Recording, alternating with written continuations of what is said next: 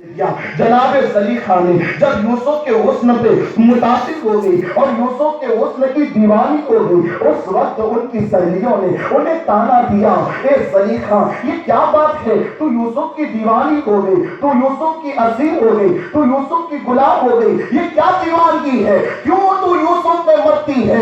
یوسف سے کتنی محبت زلیخا نے کی تھی، یوسف کو کتنا چاہا تھا، اللہ اکبر۔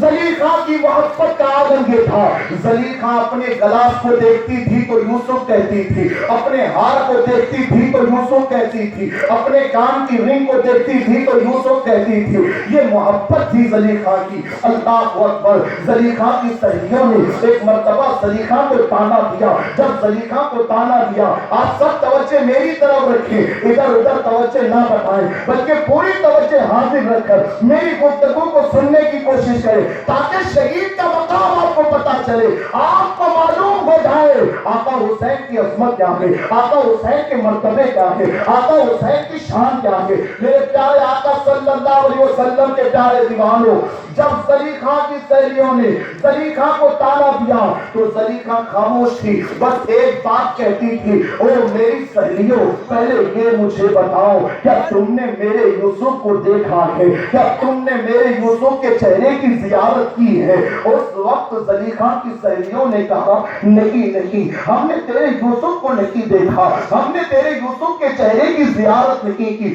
زلیخا کہتی ہے پہلے میرے یوسف کو دیکھ لو، اس کے بعد جتنے تانے دینا ہے دے لو، پہلے یوسف کو دیکھو۔ اور اس کے بعد جناب زلیخا نے ایک ایک پھل سب کے ہاتھ میں تھما دیا، اپنی سہیلیوں کو ایک ایک پھل دیا اور دینے کے بعد ایک ایک چھری ہاتھ میں دے دی اور کہا کہ جب میرا یوسف آئے وہ یوسف کے چہرے کو دیکھتے جانا اور ان پھلوں کو کاٹتے جانا۔ پھر کیا تھا، جناب یوسف کو زلیخا لاتی ہے، چہرے پر پردہ پڑا ہوا تھا، جب جناب یوسف زلیخا کی سہیلیوں کے درمیان آتے ہیں اور آنے کے بعد زلیخا نے کہا کہ میرے یوسف اب اپنے چہرے سے نقاب تو الٹ لے، اب اپنے چہرے سے پردہ تو ہٹا دے۔ اس وقت جناب یوسف نے اپنے چہرے سے پردہ اٹھایا۔ زلیخا نے اپنی سہیلیوں سے کہا کہ آپ میرے یوسف کو دیکھتی جاؤ اور اپنے پھلوں کو کاٹتی جاؤ۔ پھر زلیخا کی سہیلیاں یوسف علیہ السلام کے حسن کو دیکھ رہی تھی اور چھری چلا رہی تھی،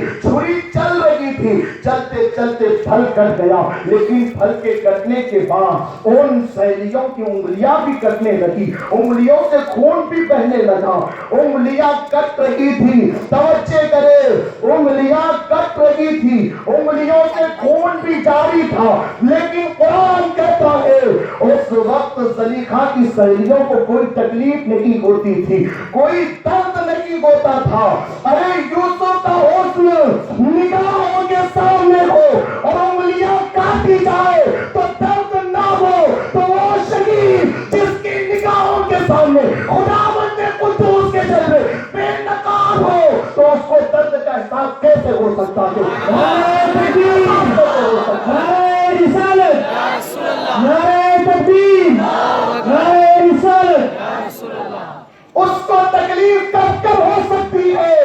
جو خدا کے جلووں کو دیکھ رہا ہو، جو خداوند قدوس کے جلووں کو تک رہا ہو۔ یہ شہید کی شان ہے، یہ شہید کی عظمت ہے۔ میرے پاس وقت بہت کم ہے، اس لیے آئیے آقا حسین کی شہادت کی طرف چلتے ہیں۔ آقا حسین کی شہادت کو اتنی شان کیوں ملی، اتنی شان کیوں ملی کہ جب محرم کا چاند افق پہ نظر آتا ہے تو بچہ بچہ یا حسین یا حسین یا حسین یا حسین کا نعرہ بلند کرتا ہے۔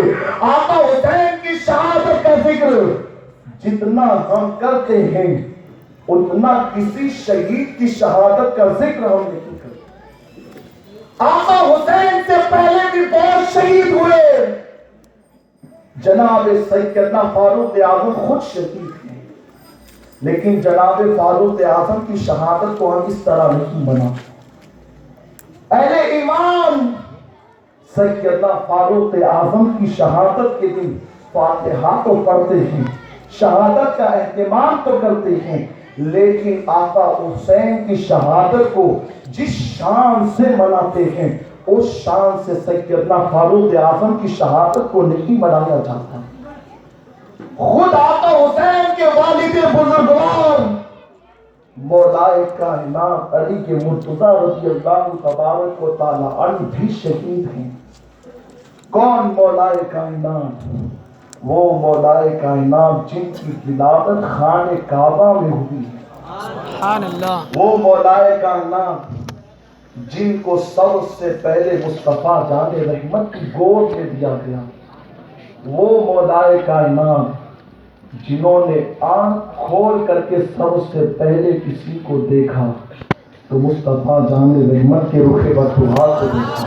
آپ بھی شہید ہیں، لیکن ان کی شہادت کا ذکر بھی آقا حسین کی شہادت کی طرح نہیں ہوتا۔ سیدنا امیر حمزہ رضی اللہ تبارک